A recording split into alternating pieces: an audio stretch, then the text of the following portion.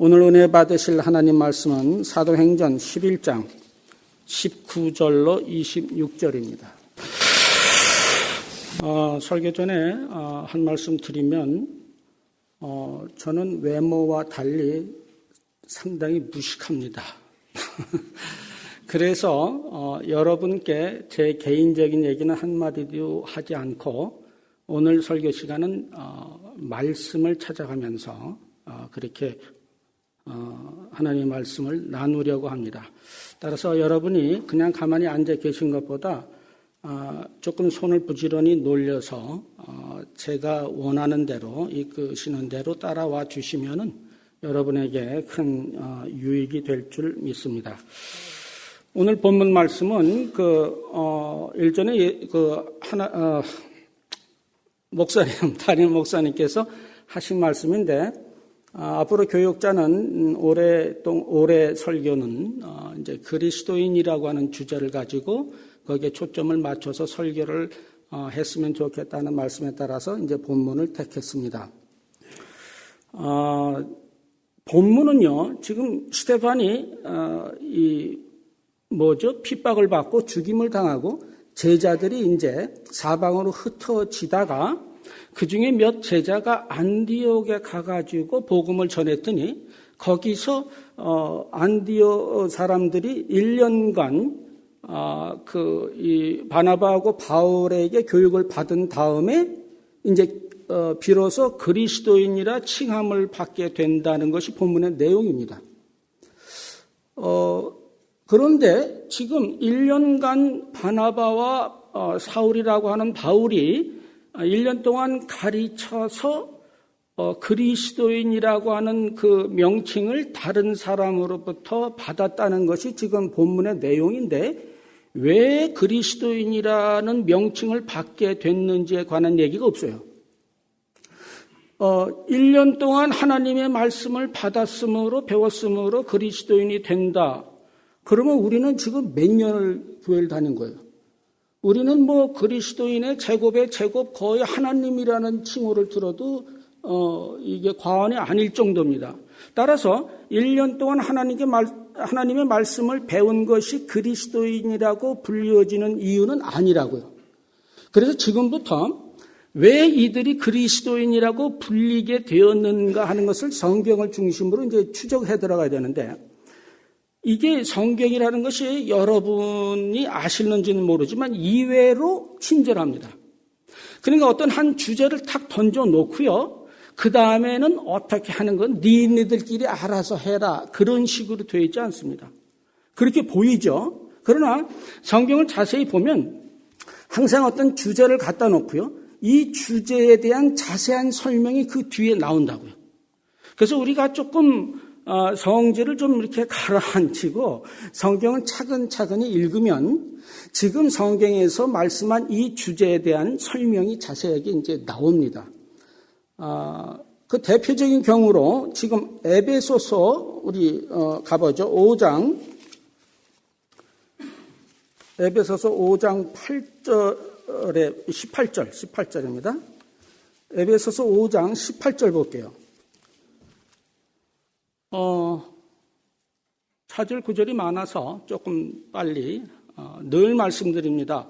미처 못 찾으면 어떻게 한다? 가만히 있으면 아무도 모른다. 그죠? 그러니까 에베소서 5장 18절 술 취하지 말라 이는 방탕한 것이니 오직 성령으로 충만함을 받으라.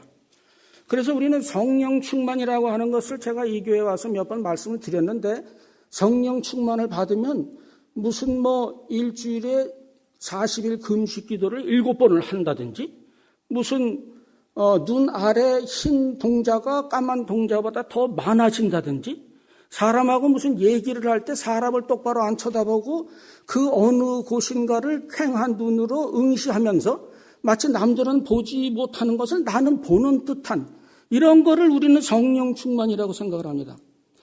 그러나 전혀 그것이 아닌 것이 지금 에베소서 5장은요. 에베소서 1장부터 계속 무슨 얘기를 해왔느냐면 어둠의 자식들과 빛의 자녀에 관한 얘기를 하고 있다고요. 그래서 5장 18절에 들어와서 뭐라고 나냐면 술 취하지 마라. 이거는 뭐냐면 어둠의 자식들이나 하는 짓거리고 우리 빛의 자녀는 성령 충만을 받으라. 그래서 우리가 자꾸 성령 충만 그러면요. 지금 여러분은 성령이 얼마나 차 계십니까? 10% 계십니까? 30% 계십니까? 지금 이 자리에 하나님께서 성삼위 하나님이 임재해 계시죠. 여러분이 안 보이실지라도 그분이 우리의 예배를 받으시러 내려오셨습니다. 그러면 하나님이 몇 프로 계세요? 하나님이 몇 프로 계시는 게 어디 있어? 계시면 계시고 말면 많은 거지. 안 그래야 하나님이신데. 그런데 하나님에 대해서는 우리는 그런 얘기를 아무도 안 하면서 성령님에 대해서는 이게 무슨 물질처럼 얘기를 해서 5% 있느냐 10% 있느냐 90% 있느냐 나도 99% 돼가지고 성령이 꽉 차야 되겠다. 그 얘기가 지금 아닙니다. 전체적인 맥락으로 봤을 때 믿는 자와 안 믿는 자를 구별하는 부분에서 성령 충만을 받으라라니까 이때 성령 충만 번역을 충만이라고 해가지고 이상하게 됐는데 그게 아니고요. 여러분이 완전한 하나님의 사람이 되려고 하면 여러분의 인격도 필요하고 여러분의 신체도 필요하고 다 필요하지만 거기에 성령 하나님이 함께 하셔야 완전한 하나님의 사람이 된다. 그러니까 어떤 구비 조건이 완전히 갖추어진다는 차원에서의 충만이에요.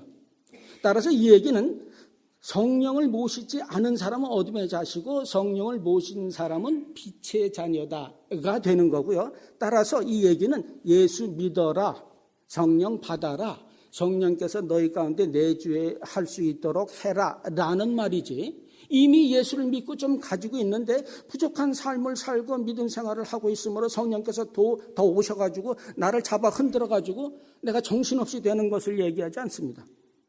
자, 이렇게 성령 충만에 관한 얘기를 해놓고요. 그 다음에 그러면 어떻게 하는 것이 성령 충만이고 어떻게 하는 것이 성령 충만을 받는 것이냐 얘기를 할 때 그 뒤에는 찾을 필요 없어요. 시와 찬미와 신령한 노래로 서로 화답하는 겁니다. 그게 성령 충만하는 모습이라는 거예요. 만나가지고 여러분이 잡담하는 건 성령 충만이 아니고 어둠의 자식들이나 하는 짓거리라는 겁니다.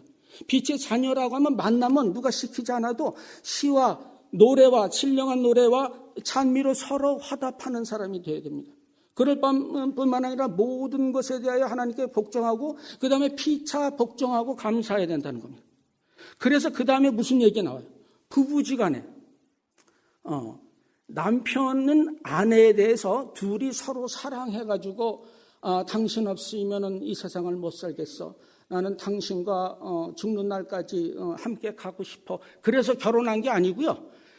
남편과 아내를 통하여 그리스도와 교회의 모습을 보이시기 위해서 하나님이 그러셨다고요. 그래서 남편은 아내 사랑하기를 어느 정도까지 사랑을 해야 되느냐면요. 그리스도가 교회를 위하여 모든 것을 주신 것처럼 사랑하게 되고요. 아내는 남편을 그리스도를 교회가 받드는 것처럼 받들어야 된다는 얘기예요. 자녀와 부모의 지간의 관계도 그렇고요. 상전과 종의 관계도 그렇고요. 여러분이 어디에 있든지 상전을 주님 모시든지 하고 사는 것이 성령 충만이지 금식 기도를 갔다가서 40일을 하고 이런 것들을 성령 충만을 하는 것은 아니라고 성경이 기록합니다. 아이고 목사님 어떻게 그렇게 삽니까? 우리가 부족한데. 부족하죠. 그런데 부족하지 않으려고 노력은 해야 될 거 아니에요. 여러분 열처녀 얘기 아시잖아요.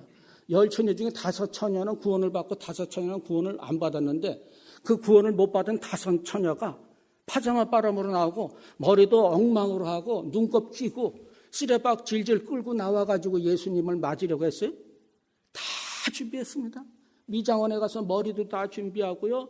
그 신부 화장도 다 받고요. 깨끗하게 정갈한 옷으로 다 갈아입고 다 했는데도 뭐 하나 못했다고요. 등잔 속에 기름이 얼마 있는지 없는지 그걸 어떻게 그건 보이지도 않아. 그러니까 미처 마지막 한순간까지 제대로 점검을 하지 못했기 때문에 말하자면 구원을 못 받는 것이 된다고요. 이외로 성경은요. 구원을 쉽게 얘기하는 듯 하다가도 엄청나게 까다롭게 얘기를 합니다. 성령 충만을 받아야 성령 충만이라는 건 성령께서 여러분께 들어오셔서 하나님의 자녀가 되고 그래서 일상을 맨정신으로 잘 살아가는 것이 성령 충만이고 그래야 구원이 있다는 얘기예요. 지금 이제 성령 충만 얘기를 하면서 성령 충만에 대한 얘기만 툭 던져놓은 것이 아니라 그 뒤에 자세한 현실적인 설명을 한다는 예로서 지금 성령 충만 얘기를 했습니다. 따라서 오늘 본문으로 돌아가서 그러면 그리스도인이 된다는 것은 무엇이며 어떻게 해야 그리스도인이 되는가 하는 거에 관한 얘기도 성경에 설명이 되어 있다고요. 그거를 좀 볼 필요가 있습니다. 그 뒤에 볼게요. 27절에서 30절까지가 어떻게 해야 그리스도인이라고 다른 사람이 인정해 주는가 하는 설명이 납니다. 27절 보니까 그때 선지자들이 예루살렘에서 안디옥에 이르니 그중에 아가보라 하는 한 사람이 일어나 성령으로 말하되 천하에 큰 흉년이 들리라 하더니 글라우디오 때에 그렇게 되니라. 제자들이 각각 그 힘대로는 힘에 넘칠 만큼이란 뜻입니다. 유대에 사는 형제들에게 부조를 보내기로 작정하고 이를 실행하여 바나바와 사울의 손으로 장로들에게 보내니라. 이들이 왜 그리스도인이라고 사람들이 인정을 해줬느냐 하면요, 어려운 처지에 있는 사람을 힘에 지나치도록 도와줬기 때문이라는 거예요. 그게 지금 이유로 지금 나오는 겁니다. 그 앞에 1년간 하나님 말씀 배운 거는 아무것도 아니에요. 그거는 그런 사람이 되기 위하여 무엇이 필요해? 하나님의 말씀으로 교육을 받는 것이 필요하다. 그래가지고 멍하니 계속 말씀만 듣고 있느냐? 그게 아니고 어떻게 돼요? 내가 쓸 것도 부족함에도 불구하고 그것을 다 띄어가지고 이웃을 돌아보고 도와주었더니 비로소 사람들이 그리스도인이라고 인정을 했다. 그 소리입니다. 목사님 그걸 또 거기다가 갖다 붙여. 12장부터는 완전히 다른 얘기이기 때문에 지금 설명이라고 보여지는 구절이 그거밖에 없는 거예요. 그거 그냥 거기에 도와준 거 그냥 쓴 거지. 그게 꼭 그리스도인이라고 불리는 이유를 설명하기 위함입니까? 여러분, 누가라고 하는 사람은요, 신학자입니다. 예수님을 직접 만난 사람이기 때문에, 예수님으로부터 직접 교육을 받았기 때문에, 우리하고는 수준이 다른 사람. 그러니까 성경을 쓸 때요, 모든 성경의 저자가 다 그렇지만, 누가도요, 멀뚱하게 이렇게 앉았다가, 이 일이 일어났네? 쓰고. 저 사람 저리로 갔네? 쓰고. 이 사람은 왜 온 거야? 쓰고. 이렇게 한 게 아니고요. 자기가 하려고 하는 얘기가 있는데 딱 보니까 자기가 하려고 하는 얘기가 아닌 거는 그냥 지나가고 자기가 하려고 하는 얘기는 그래? 그러면서 자세히 기록을 한 그것이 성경입니다. 이거는 누가가 그냥 개인의 어떤 편지나 에세이를 쓴 것이 아니고 성경이고요. 더 놀라운 것은 이 성경에 누가 함께 했어요? 하나님이 함께 해가지고요. 이걸 쓴 거예요. 그 얘기는요. 괜히 이 말 썼다가 저 말 썼다가 쓸말 없어서 아무거나 쓰는 게 아니고요. 아주 집요하게 계획을 짜고 아주 정말 하나님의 그 철저한 계획 아래 이 글이 쓰여졌다는 얘기입니다. 따라서 이것은 그리스도가 되로 불리운 것에 대한 이유를 설명하는 구절이고요. 이 얘기는 굉장히 중요합니다. 왜 중요하냐면요. 여러분이 남을 안 도와주면 그리스도인이라고 불리지 않는다. 남을 도와주면 안 도와줘도 되지만 예수를 믿으니까 구원 받았으니까 남을 도와주면 그러면 그리스도인이라고 불림을 받는다. 좋다. 그 얘기가 아니고요. 남을 도와주어야만 그리스도인이 되는 겁니다. 남을 도와주는 것이 유일한 조건이 되는 겁니다. 예수를 믿죠, 물론. 그러나 예수를 참으로 믿는 사람은 무엇이 나온다고요? 남을 도와주는 것이 현실적인 형태로 나오고 그것이 확인되어야만 그를 그리스도인이라고 인정을 한다는 얘기고요. 거꾸로 얘기를 하면 남을 도와주지 않으면 그 사람은 그리스도인이 아니기 때문에 그리스도인이 아닌 사람이 구원의 반열에 들어갈 수 없습니다. 무서운 얘기입니다.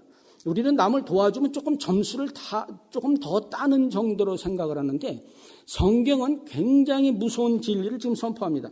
마태복음 7장 가볼게요.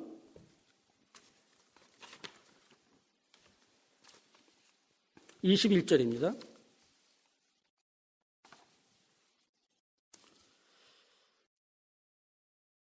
나더러 주여 주여 하는 자마다 다 천국에 들어갈 것이 아니요 다만 하늘에 계신 내 아버지의 뜻대로 행하는 자라에 들어가리라. 그날에 많은 사람이 나더러 이르되 주여 주여 우리가 주의 이름으로 선지자 노릇하고 주의 이름으로 귀신 쫓고 주의 이름으로 권능을 행하지 아니하였나이까 하리니 그때 내가 저들에게 밝히 말하되 내가 너희를 도무지 알지 못하니 불법을 행하는 자들아 내게서 떠나가라 하리라. 이거 보통 신앙이 아니에요. 그렇지 않습니까? 아니, 귀신을 쫓는 게 뭐 나빠요? 그게 무슨 불법이에요? 그렇지 않습니까? 주님의 이름으로 선지자 노릇하고 하나님 말씀 전하는 게 불법입니까? 그게 무슨 불법이에요? 세상에. 이거는 불법이 아니고 정말 적법 중에서도 적법이고요. 잘한 것 중에서도 가장 잘한 겁니다. 근데 예수님이 마지막에 오셔서 하는 말이 뭐예요? 불법이라고 하는 거예요, 그게. 아니, 여태까지 예수님이 내 말을 전하라 그러지 않았습니까? 우리 발을 내미셔도 유분수지. 어떻게 그 전에 하루라도 와가지고 이런 말을 했으면은, 좀 태도를 바꾸거나 좀 그럴 텐데, 당일날 오셔가지고 빼도 박도 못하게 불법이라고 그러면 어떡하자는 거예요? 그러면 예수님이 오셔가지고 적법이라고 하는 거예요. 잘했다고 하는 건 무엇이냐? 25장 가봅니다. 34절, 25장. 우리가 못 찾는 것이 따로 있지 마태복음을 못 찾아서는 이거는 조금 이제 기도 제목으로 올라야 됩니다. 무슨 나훔, 오바댜 이러면 조금 이해를 제가 합니다. 신경을 끊으려고 해도 잘 안 됩니다. 마태복음 25장 34절. 그때 임금이 그 오른편에 있는 자들에게 이르시되 내 아버지께 복받을 자여 나와 창세로부터 너희를 위하여 예비한 나라를 상속받으라. 내가 줄일 때 너희가 먹을 것을 주었고 목마를 때 마시게 했고 나그네 되었을 때 영접했고 헐벗었을 때 옷 입혔고 병들었을 때 돌벗고 옥에 갇혔을 때 보았네. 의인들이 대답하여 주여 우리가 언제 주께서 줄인 것을 보고 음식을 먹였으며 대접했고 목마르신 거 보고 마시게 했습니까? 언제 나그네 된 것을 보고 영접했고 헐벗은 것을 보고 옷 입혔나요? 주님이 언제 오셨어요? 지금 나타나셨잖아요. 재림하셔가지고. 그전에는 안 계셨다고요. 하늘에 계셨어요. 근데 언제 입혔다고 그러고 먹였다고 그러고 마시게 했다고 그러니까? 그랬더니 예수님 뭐라고요? 임금이 대답하여 그래. 내가 진실로 너에게 이르노니 너희가 여기 내 형제 중에 지극히 작은 자, 작은 소자에게 한 것이 곧 내게 한 것이라고 하고 네가 기도 생활을 잘했냐, 헌금 생활을 잘했냐, 봉사 활동을 잘했냐, 선교를 많이 했냐, 전도를 많이 했냐 이거를 따지셔야 마땅한 거 아닙니까? 근데 영 이상한 걸 따지고 있어요. 그게 뭐예요? 작은 소자를 먹이고 입혔느냐 그거 따지시고 그런 사람만 들어서 구원을 하시고요. 그렇게 예수를 잘 믿고 교회를 많이 열심히 다닌 사람, 심지어 어느 정도까지는 귀신을 쫓을 정도까지 권능을 행할 정도로 엄청난 신앙인은 불법 행했다고 그래버립니다. 그러면 교회를 다니지 말란 말이 뭐예요? 그 얘기가 아니고요. 여러분들이 이제 좀 어른이 됐으면은 그런 말을 들을 때 좀 새겨 들을 줄 알아야 됩니다. 이게 지금 무슨 얘기냐면요. 그게 나쁘다는 게 아니라 그것만 해놓고 끝나버리면 아무것도 아니게 된다는 거예요. 그것도 하지만 그것이 궁극적으로 어떤 형태로 나타나냐? 작은 소자에게 찬물한 작은 소자라고 하는 것은요. 조그만 애를 얘기하는 게 아니고요. 줘도 고마울지도 모르는 싸가지 없는 그런 것을 작은 소자라고 합니다. 이게 주면요. 찬물이냐 뜨뜻한 물이냐 그거 따지고 앉았어. 그러면 이게 배불렀구나 그런 생각이 들잖아요. 그런 인간을 작은 소자라. 보답을 할 수 없는 사람을 작은 소자라고 합니다. 그런 사람에게 불쌍한 마음이 들어서 찬물 한 그릇을 가져다 준 것을 주님은 구원의 유일한 조건으로 지금 하고 있는 거예요. 확인을 또 해봅시다. 내가 틀렸나. 로마서 12장 가볼게요. 로마서 12장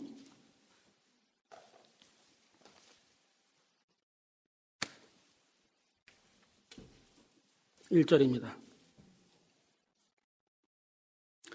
로마서 12장 1절. 그러므로 형제들아 내가 하나님의 모든 자비하심으로 너희를 권하노니 너희 몸을 하나님이 기뻐하시는 거룩한 산 제물로 드리라. 이는 너희가 드릴 영적 예배니라. 자, 산 제물로 드리라고 그랬어요. 영적 예배. 그래놓고 그럼 어떻게 해야 영적 예배 산 제물이 되는 거예요? 알 수가 있어야지. 그러니까 곰곰이 생각을 해서 이 생각도 하고 저 생각 그러지 말고요. 여러분이 성경을 실수로 조금 더 읽는다 그래서 큰 손해 나지 않습니다. 그렇지 않습니까?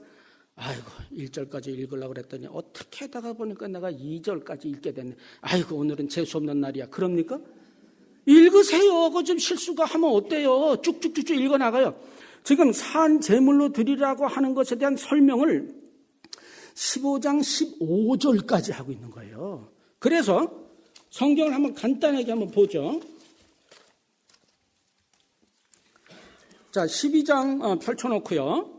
3절로부터 13절까지는 교회에서의 우리끼리의 그것을 이제 얘기합니다. 그런데 2절에 봐요. 마음을 새롭게 함으로 변화를 받고 또 온전하신 뜻인지 분별하도록 하라가 산제물로 드리는 것에 대한 구체적인 내용인데 그 뒤로부터 15장 15절까지 구체적인 내용들이 쭉 나오는데 7절 보세요.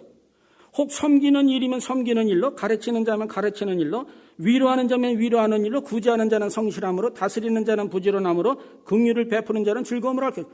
여기서 지금 두 가지 크게 나눠 직분이 나오는데요. 가르치는 것, 다스리는 것. 이거는 장로님들이 하는 일. 가르치는 장로인 목사고 다스리는 장로인 장로님께서 하는 일이라고. 이들이 하는 일은 성경 가르치는 일이에요. 그죠?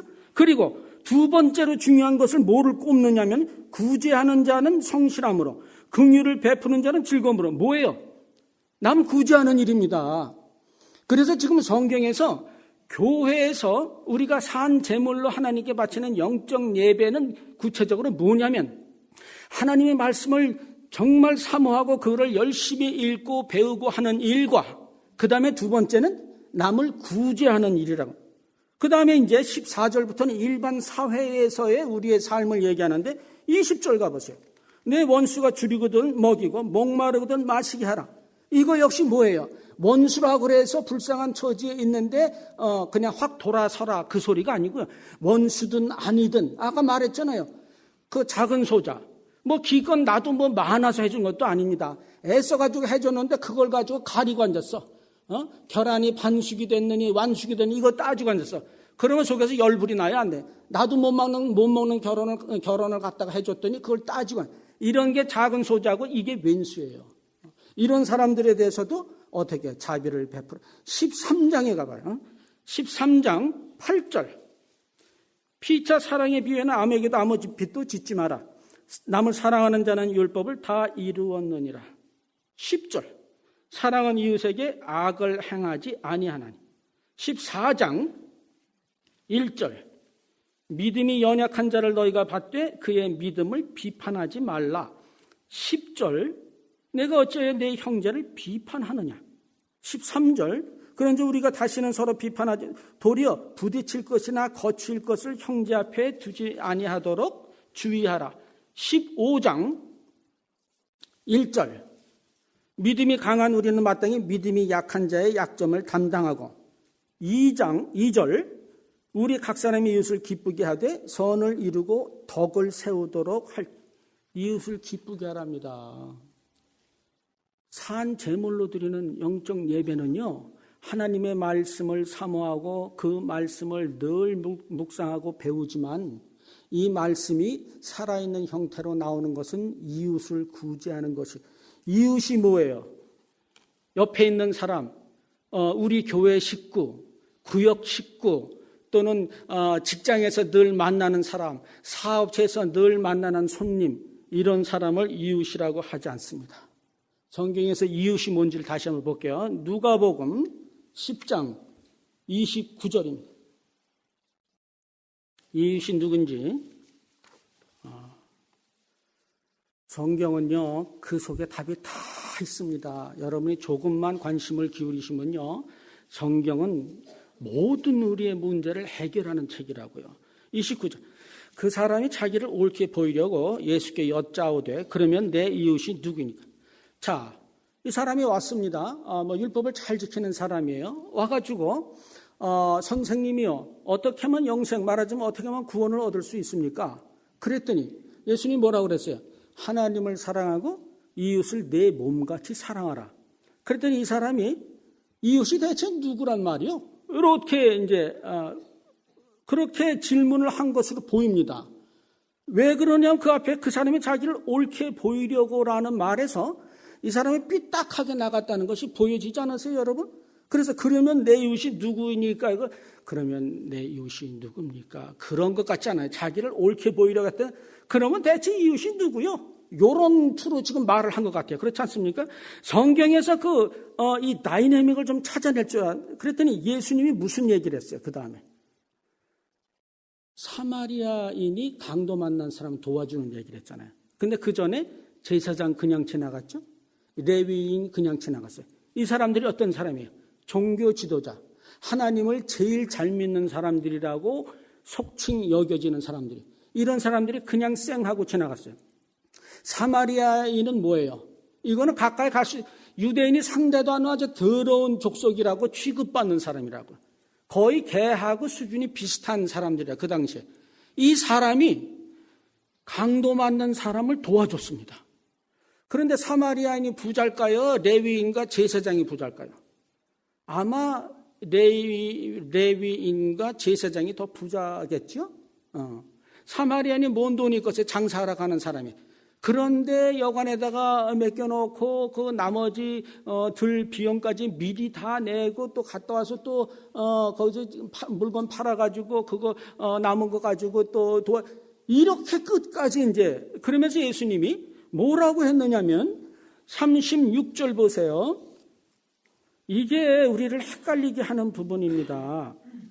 내 생각에는 이 세 사람 중에 누가 강도 만난 자의 이웃이 되겠느냐. 그랬더니 이르되 자비를 베푼 자니이다. 예수께서 가로 이르시되 가서 너도 이와 같이 하라 하시니라 그랬습니다. 그죠?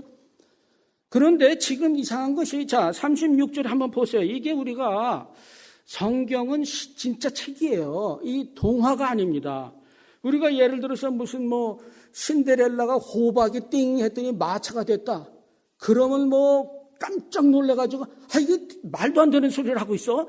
아니, 어떻게 호박이 마차가, 그러는 사람 봤어요? 못 봤어요? 아무도 그런 소리, 어차피 동화하고 다 가짜잖아요. 그죠? 근데 성경도 그렇게 본다고요. 예수님 무리를 걷다, 그래, 걸으셨겠지? 아니, 어쩌면 그럴 수가 있어요? 이게 아니에요. 근데 성경은 현실이에요. 그래서 여러분이 성경을 읽으면서 동화책 보는 식으로 어차피 이거는 내 얘기가 이렇게 보지 마시고 실제로 보시고. 왜 그러느냐면 네 생각에 이 세 사람 중에 누가 강도 만난 자의 이웃이 되겠느냐. 이게 왜 전에 예수님이 말을 이상하게 해버렸어요. 이게 번역이 사실은 잘못된 건데 강도 만난 사람 중에서 누가 강도 만난 사람의 입장으로 볼 때 누가 이웃이냐 그 얘기 그렇게 물어보셨잖아요. 그러니까 사마리아인입니다. 그렇게 말했습니다. 그러면 그거에 따라서 이 얘기를 하면 이웃은 뭐가 되느냐면 내가 어려울 때 나를 도와준 사람이 이웃이 되는 거예요. 그죠? 그러면은 이웃을 내 몸같이 사랑하라고 그러면 어떻게 되느냐면요. 남이 불쌍하든 말든 나한테 잘해준 사람만 내가 잘해주라 그 소리가 되는 거예요. 그러잖아요, 지금. 이게 기독교입니까? 아닙니까? 그게 아니잖아요. 그래서 그런 것에 대한 의문이 들어야 돼요. 여러분은 믿음이 너무 좋아서 다 할렐루야 그러고 넘어가요. 근데 저처럼 좀 믿음이 떨어지는 사람은 이런 게 자꾸 걸립니다. 그래서 원어로 들어가서 봤는데 제가 원어를 보는 걸 좋아하지 않습니다만 요것이 그런 내용이라고 그러면 성경 전체가 뒤집어져야 됩니다. 그런 얌체가 어디 있어요? 그렇지 않습니까? 나에게 나쁜 짓을 했어도 그를 돌아보라가 성경이지 나에게 잘한 일을 해준 사람만 내가 챙긴다. 이건 성경이 아니라고요. 그래서 성경을 봤더니 뭐라고 나와 있느냐면 이 세 사람 중에 누가 강도 만난 자에게 이웃의 도를 실천하였느냐가 되는 거예요. 아시겠죠? 강도 만난 사람에게 누가 이웃의 도를 실천하였느냐. 누가 도를 실천했어요? 사마리아 사람이 했잖아요. 따라서 여기서 이웃이라고 하는 것이 정의가 지금 바뀝니다. 우리가 가지고 있는. 어떻게 바뀌느냐면 어려움을 당한 사람이 이웃이 되는 거예요. 그래서 그 사람이 옆집 사람이든 뒷집 사람이든 생판 못 보던 사람이든 심지어는 왼수라고 할지라도 그가 어려움을 당했으면 그것이 내 이웃이 되고 그 이웃을 나는 도와줘야 된다는 겁니다. 따라서 로마서 12장으로 다시 갑니다. 지금 로마서 12장에 대한 설명이 15장 15절까지 쫙 나와 있는 내용이 하나님의 말씀을 사모하고 하나님의 말씀을 배우는 일에 힘쓰는 일과 그 다음에 어떻게 돼요? 불쌍한 자, 어려움 당한 자를 도와줘라. 그런데 그것을 미안하게도 그러면 좋고 아니면 할 수 없지라고 얘기를 하지 않고 산 제물이라고 합니다. 제물은 제사 때 바쳐지는 거예요. 제사는 죄 사함을 받기 위해서 하는 겁니다. 따라서 제사, 제물이라고 하는 말을 사도 바울이 등장시킨 이유는 제사가 드려지지 않으면 사함이 없어집니다. 여러분이 이웃을 돕지 않으면 여러분의 죄가 사해지지 않는다고 성경이 얘기합니다. 사도행전 6장 가봅니다. 1절. 이렇게 우리가 대충 아는 데만 찾으니까 좋죠. 저기 이상한 데 하려고 그러다가 욕먹었고 그래서 아는 것만. 사도행전 6장 1절입니다. 그때 제자가 더 많아졌는데 헬라파 유대인들이 자기의 과부들이 매일의 구제에 빠짐으로 히브리 사람을 원망하니 12 사도가 모든 제자를 불러 이르되 우리가 하나님의 말씀을 제쳐놓고 접대를 일삼는 것이 마땅하지 아니하니 형제들아 너희 가운데 성령과 지혜가 충만한 칭찬받는 사람 7을 택하라. 우리가 이 일을 그들에게 맡기고 우리는 오로지 기도하는 일과 말씀 사역에 힘쓰리라. 자, 어려움에 처해진 사람을 구제하는 것이 예수님께서 유일하게 받으실 만한 구원의 조건이라는 얘기는 일반인에게도 적용이 되지만 교회에도 적용된다는 겁니다. 교회가 막 세워지면서 이제 사람들이 모이고 하나님의 말씀을 전하게 됐는데 그때 제일 먼저 일어나는 일이 뭐예요? 구제에 관한 일입니다. 그때 사실 구제에 관한 문제가 생겼기 때문에 이것을 누가 기록했기도 했지만 아까도 말씀드렸다시피 이것을 기록하게 하신 이는 하나님이시라고요. 따라서 이 구조를 통해서 무엇을 알 수 있느냐면 교회는 먼저 말씀을 선포하는 일이 가장 먼저고 그 다음으로 해야 되는 일은 구제라는 겁니다. 만약에 이것이 빠지면 이것은 교회라고 볼 수가 없고 하나님이 기뻐하시지 않는 일이라는 겁니다.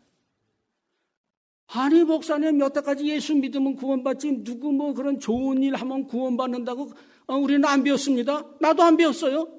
근데 왜 그런 말을 합니까? 그래서 야고보서를 보여요. 안 찾으려고 그랬는데 여러분이 질문을 했으므로 할 수 없이 야고보서 2장 14절로 17절입니다.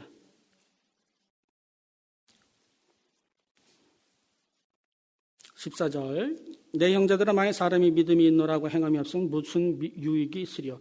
그 믿음이 능히 자기를 구원하겠느냐? 만일 형제나 자매가 헐벗고 일용할 양식이 없는데 너희 중에 누구든지 그에게 이르되 평안히 가라 덥게 하라 배부르게 하라 하며 그 몸에 쓸 것을 주지 아니하면 무슨 유익이 있으리요? 이와 같이 행함이 없는 믿음은 그 자체가 죽은 믿음입니다. 여러분이 누가 어려운 일을 당했을 때 기도할게요. 이거 굉장히 나쁜 소리입니다. 기도하지 마세요. 제발 좀. 기도를 너무 해. 그래가지고 아무것도 못해. 기도하지 마시고요. 그 형제가 필요한 것을 채워주세요. 아시겠어요? 그의 손을 잡고 눈을 물끄러미 쳐다보면서 은혜로운 표정으로 상담 그런 거 하지 마세요. 아무짝에도 소용없어요. 가면 어떻게 해요? 가고 나면 배는 여전히 쫄쫄 굶는 거라고요. 그런 거 쓸데없는 거 하지 마시고요. 어떻게? 필요한 거 갖다 주세요. 여기 그렇게 있잖아요. 16절에 그 몸에 쓸 것을 주지 않으면 무슨 소용이 있냐고요. 여러분이 좋은 일을 해서 구원받는 게 아니라 좋은 일을 한다는 얘기는 그 자체가 진짜 믿음이 있는 거고 그래서 그 믿음 때문에 구원받는다는 얘기예요. 맞습니다. 믿음으로 구원을 받는데 참 믿음이라고 하는 것은 가만히 앉아가지고 기도나 하고 찬양이나 부르고 그런 것을 믿음이라고 하지 않는다고 성경이 얘기합니다. 다시 한번 말씀드립니다. 구원은 믿음으로 받는 것이지만 믿음이 구제 형태로 나오지 않으면 그 믿음이 아무것도 아니기 때문에 여러분이 구제를 하지 않으면 여러분은 구원의 반열에서 제외된다고 해도 과언이 아닌 것이 성경에 있는 얘기입니다. 목사로서 여러분이 듣기 좋은 말씀을 드려야 되는데 하나님이 나는 더 무서워. 여러분 잠깐 기분 좋게 하면 뭐 하겠어? 집에 돌아가서 더럽게 터지는데. 그러니까 나는 하나님께 터지는 인생을 살아와서 이제는 이판사판입니다. 여러분이 싫어도 할 수 없어요. 제가 할 말은 성경에서 하신 주의 말씀을 여러분에게 하고 나중에 불만 있으면 저기 끌어다가 패든지 하십시오. 그래서 여러분, 그래서 성경에서는 고아와 과부를 돌아보라고 한 거예요. 그 일본 만화 영화 중에 반딧불의 무덤이라고 하는 것이 있습니다. 요 영화는 2차 세계대전 때 연합군의 공습을 받아가지고 폐허가 된 어느 일본의 조그만 마을에서 일어난 일인데요. 아빠는 일본 해군으로 가서 전사했고 엄마는 중학생 아들과 5살 난 딸을 데리고 집을 지키고 있었는데 그 집에 폭탄이 떨어져가지고 엄마는 죽고 중학생하고 5살 난 이 아이가 헤매고 다니는데 처음에는 친척집에 갔는데 친척집에서 전쟁통에 누가 오면 좋습니까? 그래서 하도 구박을 해가지고 이 오빠가 이 동생을 데리고 이제 나왔습니다. 갈 데가 없어서 방공호에 들어가 있었는데 먹을 것이 없어가지고 이 중학생 아이가 수박 서리를 하러 갔는데 또 그 주인한테 걸려가지고 늘씬 터지고는 그리고는 헉헉헉 우는 모습이 아직도 기억이 나고요. 그래가지고 아무것도 없이 집에 와서 저기 방공호에 들어와 있는데 그 사이에 그 5살 난 여동생은 굶어 죽어버립니다. 그러니까 그 아이를 땅에다가 묻고 자기는 전전 돌아다니다가 지하철역 기둥에 기대어 자기도 죽습니다. 그런데 이 영화의 시작은 내용은 그런데 영화의 시작은 이 죽은 꼬마 아이하고 이 중학생 남자 아이가 혼이 돼가지고 이건 기독교 영화는 아니니까 뭐 좀 틀릴 수가 있습니다. 혼이 돼가지고 그때 일어났던 일들을 쫙 보는 겁니다. 인간 세상에서 일어났던 일을 혼이 돼가지고 두 사람이 이렇게 보고 있으면서 우리 정말 힘들었구나라는 것이 영화의 내용. 왜 이 말씀을 드리냐면 과부가 되는 것은요. 이 세상에서 슬픈 일을 당한 사람이 아니고요. 인간 세상에서 툭 내쳐져서 어두운 세상으로 내쳐진 사람들이 과부입니다. 고아도 마찬가지고요. 이 사람들은 인간 세상에서 일어나는 일에 관심이 없어요. 늘 슬픔과 좌절과 절망과 어두움 속에서 신음하면서 사는 사람들이 과부라는 거예요. 여러분들이 과부가 안 돼봐서 모를지는 모르지만 과부라고 하는 사람은 우리가 생각하는 것보다 훨씬 처절한 누가 쫓아오지 않아도 슬프고 억울하고 이런 사람들이 과부고 고아도 마찬가지입니다. 이런 사람들은 마치 학교 수업이 끝났는데 교실에 혼자 남아있는 어린아이와 같은 마음입니다. 엄마가 나를 데리러 와야 되는데 아이들은 다 집에 갔는데 가서 숙제도 하고 밥도 먹고 그러는데 아직도 엄마가 오지 않는데 창밖을 봤더니 노을이 지기 시작을 하고요. 조금 있으면 곧 껌껌해지고 칠흑 같은 어두움이 오면은 학교 복도에서 이상한 소리가 나고 그러면 나는 무서워서 덜덜 떨 텐데 엄마가 왜 오지 않아? 라는 교실에 갇혀 있는 사람과 마찬가지고 이런 사람들은 벼랑 끝에 서 있는 사람입니다. 벼랑 끝에 사랑하는 사람이 떨어져 죽은 그 자리에 서가지고요. 칼 같은 바람을 맞고 있으면서도 갈 데가 없는 것이 그런 사람들이고요. 비가 오고 진눈깨비가 얼굴을 때리고 알래스카 참 매서운 바람이 내 얼굴을 때리고 온몸이 후들후들 떨려도요. 갈 데가 없이 누군가를 끊임없이 기다리고 있는 사람들이 과부의 사람들이고요. 차라리 떨어져 죽는 것이 낫지만 그 사람이 올까봐 떨어져 죽지도 못하고 그곳에서 깜깜한 칠흑 같은 밤을 지새야 되는 사람들이 그런 사람들이라고요. 따라서 그런 사람들 돌아보시는 여러분 되시기 바랍니다. 여러분들의 영적인 유익을 위하여 강권합니다. 여러분 행복하시죠? 그 행복의 반이라도 그런 사람들에게 나눠주시고 벼랑 끝에 서 있으니까 경관 좋겠네. 팔자 좋은 소리를 하고 앉았어. 경관이 눈에 들어옵니까 지금? 참 그 실없는 소리들 많이 합니다. 고아와 과부를 돌아보라고 하는 그 말씀이 이제는 무슨 뜻인지 그 처지가 돼 보니까 알겠습니다. 어떤 사람이 그럽니다. 고아와 과부를 돌아보라고 그랬지 호라비를 돌아보라고 그러진 않았다. 아이고. 그래서 성경 말씀을 찾아봤더니 주의 영을 모신 자는 하나님의 아들이다. 딸이란 말이 없어요. 그러니까 여자는 구원 못 받는 거예요. 양자로 드렸다 그랬지 양녀로 드렸다 그랬어요? 그런 식으로 따지면 딸은 구원 못 받네. 여자는? 않잖아요. 과부가 어렵습니까? 호레비가 어렵습니까? 이렇게 말하면 좀 조심스럽지만 과부는 혼자 살아도 호레비는 혼자 못 삽니다. 과부는 오히려 어떤 때는 좀 시원할 수도 있어요. 왜냐면 남편이 맨날 누워가지고 물 떠와라, 커피 타와라, 밥 삼시세때 챙겨 먹고 밥 챙겨라, 이런 거 이제 안 하잖아요. 양말 맨날 아무데나 버리질 않나, 무슨 음식물 쓰레기라도 하나 쳐주면 맨날 소파에 누워가지고 텔레비만 보니까 섭섭하기는 하지만 그래도 한편으로는 좀 시원한 구석이 있습니다. 호레비는요, 물 떠오라 그러면 물 떠올 사람이 있습니까? 커피 타오라 그러면 커피 타올 사람이 있어요? 이놈의 양말은 왜 그렇게 짝이 안 맞는지. 분명히 같은 색깔의 짝을 맞췄는데 아침에 딱 보면 짝이 다른 것이 있어.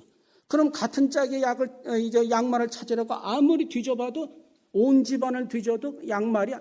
그래서 제 기도 제목이 뭡니까? 전 인류가 한 색깔의 양말로, 한 디자인의 양말로 통일되기를 주여. 그날이 오기까지 이 기도는 계속될 겁니다.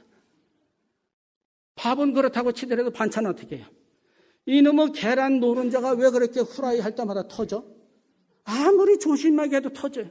기도합니다. 하나님, 계란 노른자가 성경책 껍데기처럼 좀 질기게 좀 해주셔서 절대 터지는 일이 없도록 해. 그럼 하나님 뭐라 그럽니까? 야, 너 목사가 돼가지고 남들은 세계 복음화 그런 소리 하는데 계란 노른자 껍데기, 양말 그런 거 가지고 기도하냐? 하나님, 그렇죠? 제가 생각해도 좀 너무했네. 고아와 과부, 어려움에 처한 사람을 돌아보시는 여러분이 되고요. 그것만이 주께서 보시는 겁니다. 여러분이 먹고 남아서 돕는 것은 거기에 해당되지 않고요. 힘 닿는 대로 힘에 넘치도록 그런 사람들을 찾아다니면서 도우시고 그런 사람들을 돌아보시는 것이 주님이 인정하시는 귀한 유일한 구원의 조건이라고 성경은 증거합니다. 사랑하시는 여러분, 이제는 여러분의 마음을 비우시고요. 이제는 하나님의 뜻대로 우리들의 이웃을 돌아보고 그들과 함께 울고 그들과 함께 웃는 여러분 되셔서 주님 다시 오실 때 착한 종아 잘하였도다 라는 칭찬받는 여러분 되시기를 예수님의 이름으로 축원합니다.